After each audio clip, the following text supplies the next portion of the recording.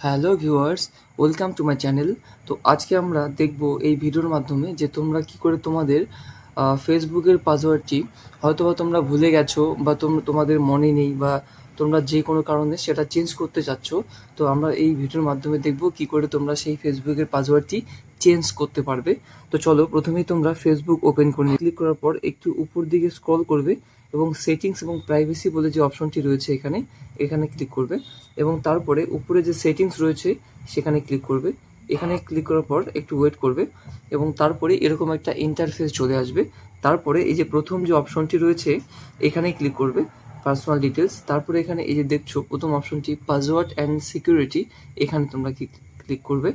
এখানে ক্লিক করার পর এখানে যে প্রথম অপশনটা রয়েছে চেঞ্জ পাসওয়ার্ড, এখানে ক্লিক করবে এবং তারপরে সামনে এরকম একটা ইন্টারফেস চলে আসবে এবং এখানে তোমরা যে প্রশান্ত লেখা রয়েছে এখানে ক্লিক করবে।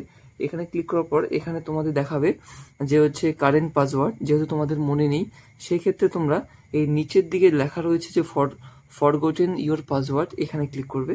এখানে ক্লিক করার পর একটু ওয়েট করবে।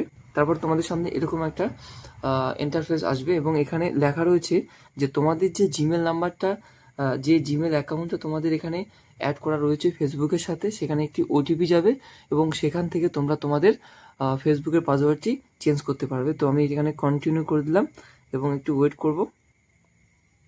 এখানে ওয়েট করার পর এখানে বলছে যে আমার যে জিমেল রয়েছে সেখানে 6 ডিজিট মানে 6টি সংখ্যার একটি জিমেল ওটিপি গিয়েছে এবং সেখান থেকে এটা প্রিন্ট করতে লাগবে। তো আমি ব্যাক করলাম এবং এখান থেকে আমি গেলাম, এই যে আমার জিমেলে হয়তো মেসেজ ঢুকে গেছে, এই জিমেলে গেলাম। জিমেলে গিয়ে এই উপরের দিকেই হয়তো মেসেজ থাকবে, এই যে উপরে মেসেজটি রয়েছে দেখো 158903, এখানে গেলাম। এখানে দাবাতে লাগবে 158903। তারপরে এখানে কন্টিনিউ করতে লাগবে এবং একটু ওয়েট করতে লাগবে। তারপরে এখানে তোমাদের সামনে এরকম একটা ইন্টারফেস চলে আসবে এবং এখানে তোমাদের বলবে যে নতুন পাসওয়ার্ড দিতে, যেটা তোমরা পাসওয়ার্ড দিতে চাও। আগেটা তো ভুলে গেছো, তো এখন তোমরা নতুন করে পাসওয়ার্ড দাও।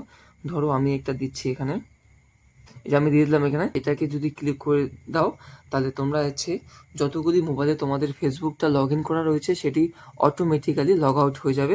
তো আমি এখানে ক্লিক করে এটাকে নেক্সট করে দিলাম এবং একটু ওয়েট করবে এবং এভাবে তোমরা তোমাদের ফেসবুকের পাসওয়ার্ড চেঞ্জ করতে পারো।